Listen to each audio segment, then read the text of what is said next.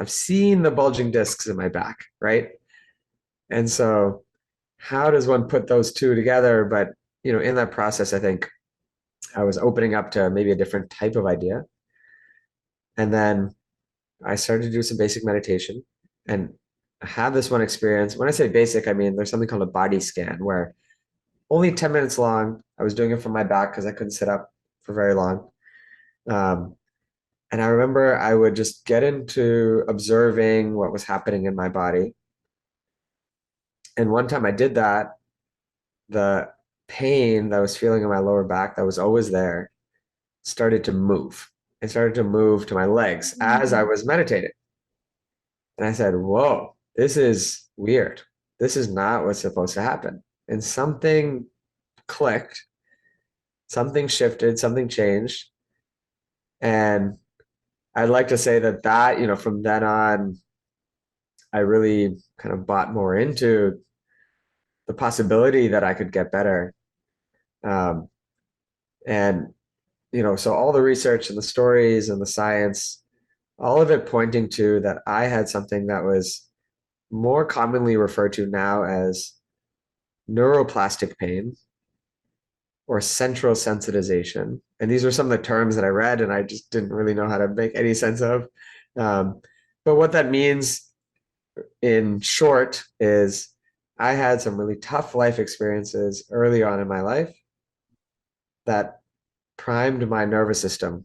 And you can think of the nervous system as the wiring in a lamp, right? So it goes from the wall to the light bulb, and it's 52 miles of nerves, of electrical conducting nerves that send signals from our brain to our muscles and to our organs.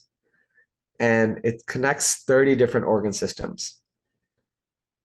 And so this incredibly complex thing that I started to learn more and more about, now more and more, we're starting to understand how the nervous system is related to pain processing Mm. and to the persistence of pain, and how you can actually use those techniques of working with the nervous system to resolve symptoms that didn't respond to physical therapy, didn't get completely better with medication.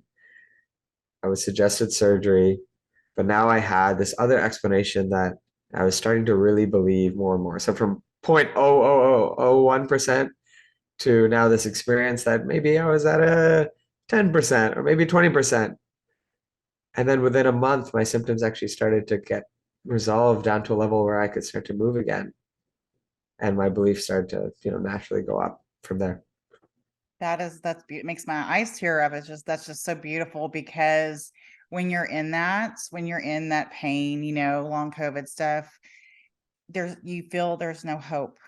You feel like there's no hope. And I love what you said. You said my mind opened up to the possibility, because where there's possibility, there's hope, right?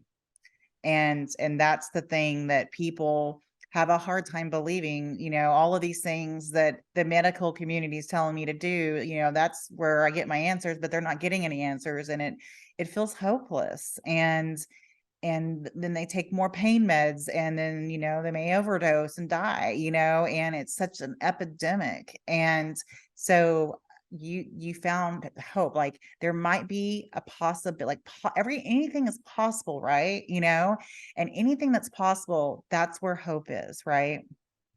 Yeah. Yeah. Very well said. Um, and, there's that saying, it's the hope that kills you. That is I think something I probably could have resonated with when I was in pain for so long because you get your hopes up so many times. Yeah. You get disappointed so many times by one doctor and the next doctor, and all well-meaning physicians, actually. Right. I really, really believe that. Yep. And I guess I was fortunate enough to get my hopes up maybe one more time. Yeah. Yeah. Yeah. Well, with my hope, I just kind of stumbled upon it. Stumbled, right? So I had been doing, guided meditations, and that helped, things, but I still was having those long COVID symptoms. And the day that I thought that I was on Twitter and I read that article about needing heart surgery, I had to leave work. I was so distraught. And I talked to one of my best friends and I was telling him, like, I'm going to have heart surgery. And thank God he's a psychologist because he said, it sounds like you have anxiety. And I was like, excuse me? Like my marriage is falling apart. We're in the middle of a pandemic. I work in a place where all the patients are super psychotic and aggressive. And, my kid is home with the pandemic, virtual school. And what do you mean I have anxiety? You know what I mean? And so, I just decided after he said that, I was like, huh.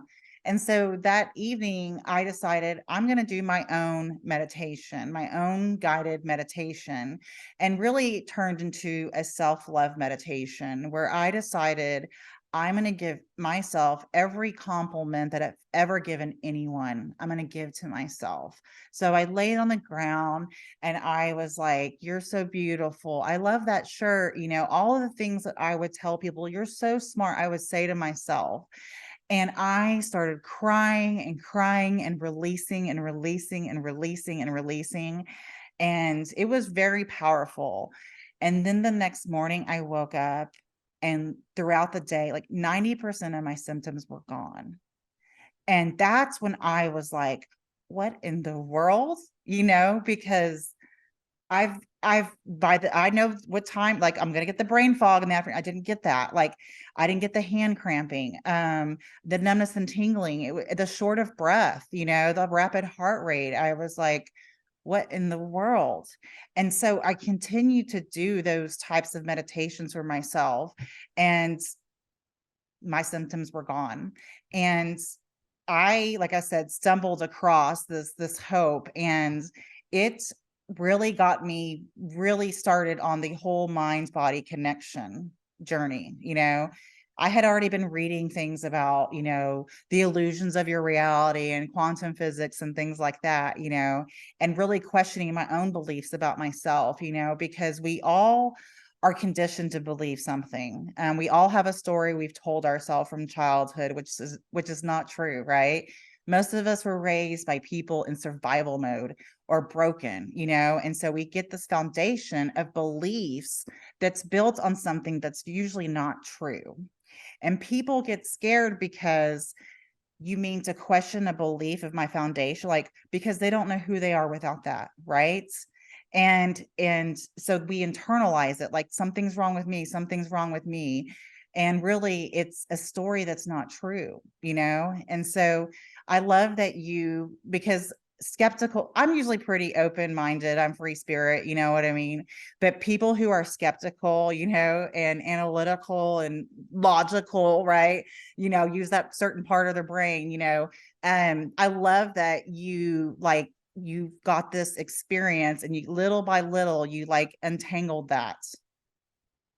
Yeah. Yeah. I mean, I studied astrophysics, right? I was the most logical person that you could have met. I needed to see the studies, I needed to see the research. And thankfully, all that is there now, and more is Yes. coming out. Yes. Um, and, you know, where you look at kind of the ecosystem of long COVID, you were mentioning, the numbers of people who are suffering with it with no end in sight or no answers, the prevalence of chronic pain increasing more and more despite more money being spent to treat it. And I started to take this experience that felt like a miracle to me and ask myself, one, why did it take me 5 years to go Mm-hmm. through this? And did I have to suffer that long? And two, what can I do to help other people, whether it's at their 5 year mark or the 1 year mark or the 15 or 20 year mark, find themselves and get back to life and get back to activities that they love. Yes. And Menda Health was born shortly after that. Um, and after kind of my experience of really going through my own recovery and healing, and then kind of coming to this idea that I need to do something about I love that. So did Menda.health find you or did you find Menda.health? it. I don't know if that's a trick question, Christine. It's probably both. Yeah, yeah, you were aligned. Yeah, there was some fortuitous things that happened at that time. Hmm. I started to do work on it myself, and in that, I actually developed an app for the first time and put that out in the App Store. And an expert in pain recovery ended up downloading that. His name is Les Aria, and I think he was on one of your previous Hmm. episodes.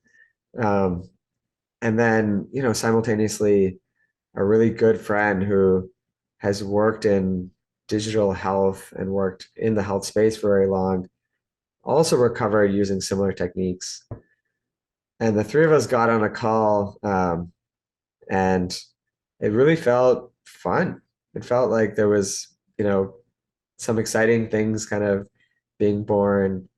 And so I would say that probably both at the same time. I Yeah, think really took a leap of faith and put a couple steps forward, and then there were things that started to happen, I guess, to me in ways that I couldn't have even, imagined.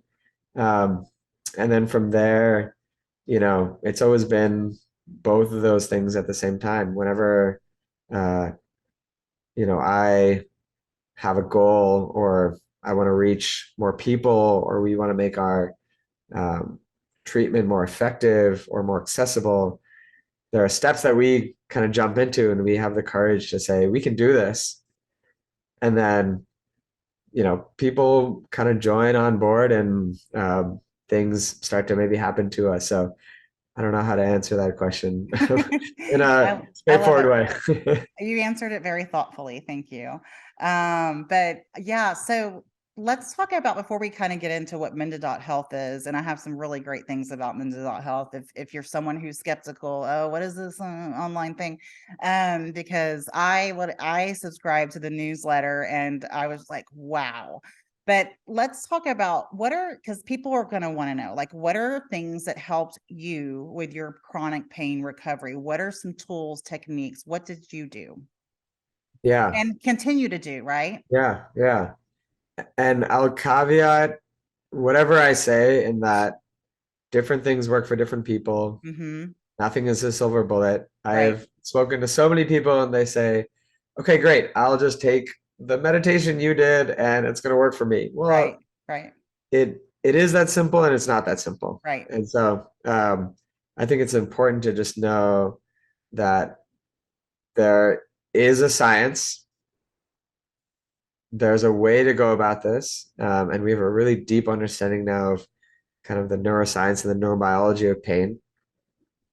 And the skills that people can use are going to be different. It's like, um, if you want to ride a bike, there's 100 different types to choose from, and you got to adjust your seat and you got to adjust your pedals, and so those adjustments is really where a lot of the guidance can come in play. So for me, what really helped was a couple things happening simultaneously that I didn't really know were important until looking back on it maybe years later after understanding more about what the research and science says. One was I was living in a house with a group of people that was very emotionally expressive. Mm-hmm. And I had a lot of illness when I was a kid, and I had a lot Mm-hmm. of shame around things that I experienced. I was very guarded about my emotions, or I never actually really knew how I was feeling. Um, Mm-hmm. and I was surrounded by people who were really good at saying at the end of a day, this happened and I was feeling this. This happened and I was feeling this. So I started to actually pick up on maybe some lingo and really feel safer to talk about my emotions in a very real way. Um, so that was one. And I was actually feeling very supported to do that and kind of exploring what that would feel like. And, people go through different journeys. Some people know how to do that at age 13 because their sibling was really good at that. For me, it was when I was 27. Um, Mhm. and then the second thing that happened was I was getting into all the science and education and learning more about pain. I already talked about that.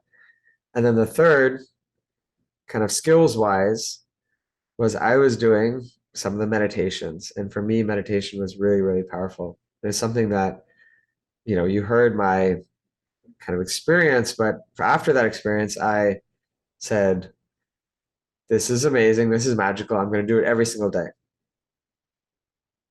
Well, I probably did it once a week from then Yeah, because yeah, habits are tough to change and habits right. are tough to build.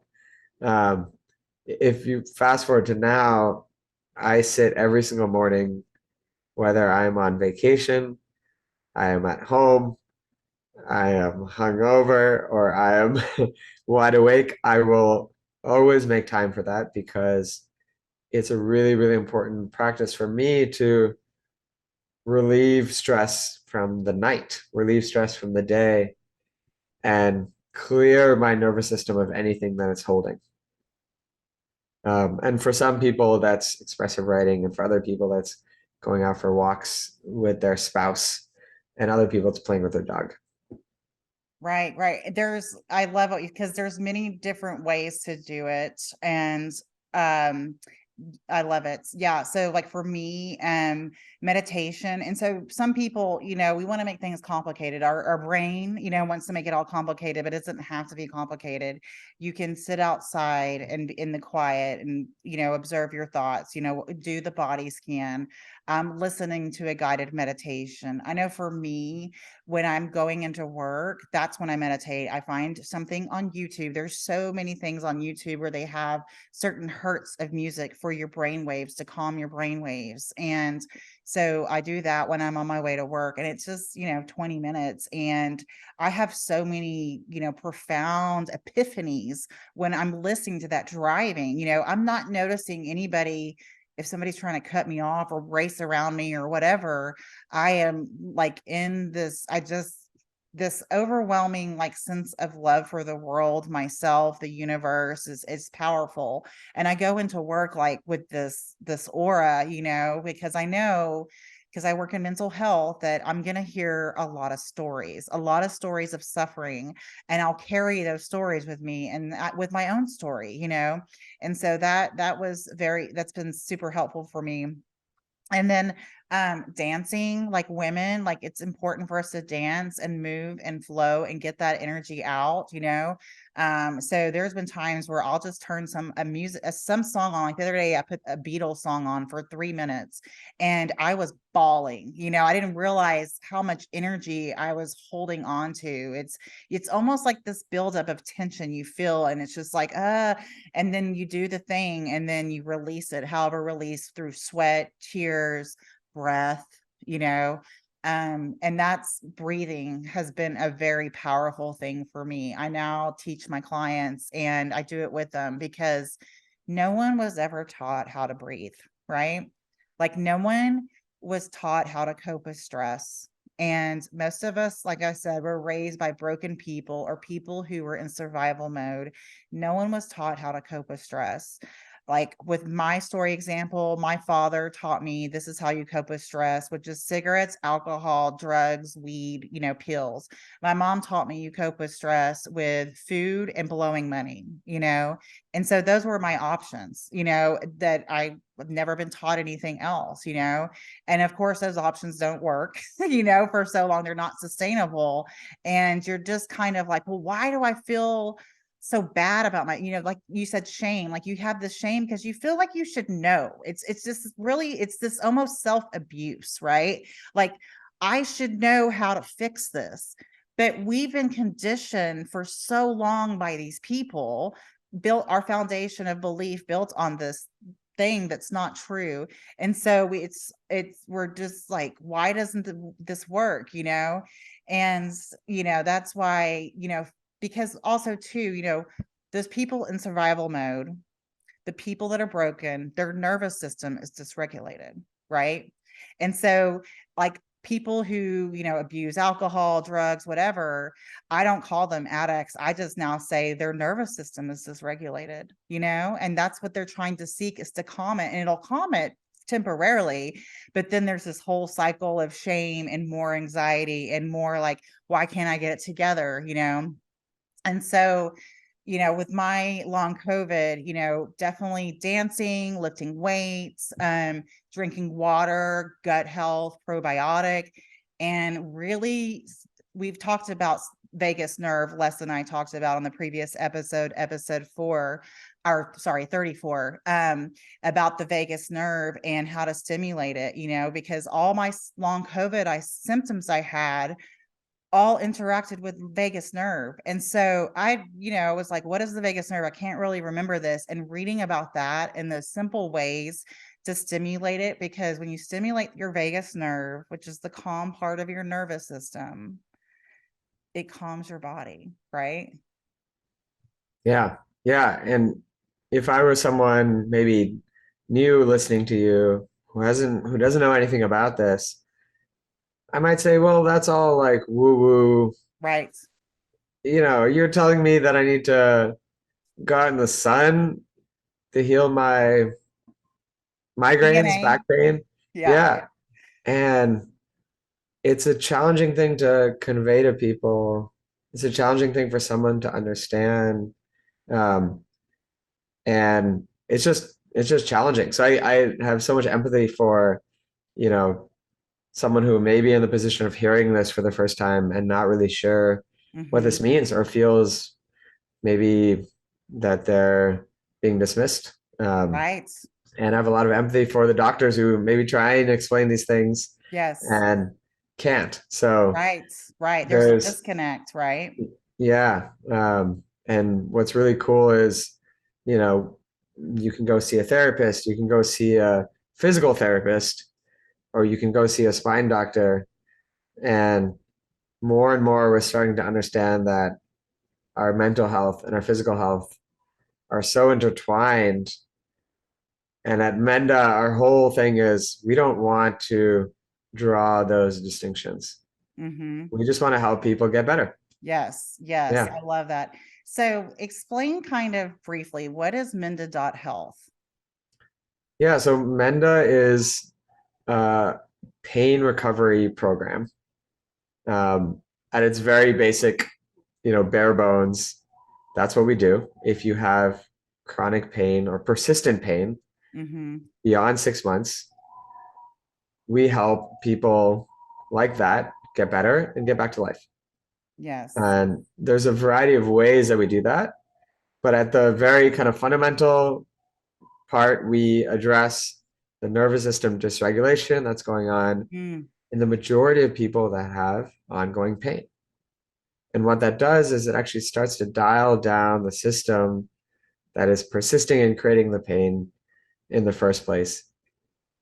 Even if it started with an injury, even if it didn't start with an injury, even if there is some medical diagnoses. In a lot of those cases, the nervous system takes over, and we employ a set of skills and tools to help people address those root causes so that they can resolve their symptoms. I love that how you said dial it down, because if you say, oh, it's going to be gone, it's totally healed, people are going to like get, that's crazy. That doesn't make sense. But it's dial it down, like just slowly dial it down, and that's to me, because the brain, Les and I talked about in the previous episode, is constantly scanning our world and asking one question, am I safe? Right. And so if someone hears, oh, I get on this and I'm going to heal, like the brain's going to go, not safe, not safe, not true, not true, not true. Don't believe it. Don't believe it. It's like you said, woo woo. Right. And so I love, because anytime you do a habit or start a habit or try something new, I mean, that's why like diets, it's hard for them to work. If you just start doing a diet, you slowly integrate. It's because the brain, again, is scanning and is going to think that's not safe. That's not going to work, And again, back to kind of our belief system and the story that we've all tell ourselves, like, when we tell our, like Dr. Joe Dispenza, he's a neuroscientist, and one of his books, he talks about how we tell this story to ourselves to where our cells actually change and start producing different hormones and different neurotransmitters to back up the story, you know? And so when people, like, I had a client recently who had some, you know, foot problems, deformities when she was a child and would fall, and now she's okay, but she still falls because her nervous system, like when she goes to stairs, you know, she will fall and she has to hold onto the handrail. And so because her body, her brain is like told, like is in the story that you're gonna fall, you know? And Yeah. so you know, like, what is your new story? What do you want your story to be? And I love that. You just slowly dial it down. I love that because, you know, this is not a fast thing and it's a daily journey. It is not, and it's the rest of your life, you know, right? Yeah. Yeah, exactly.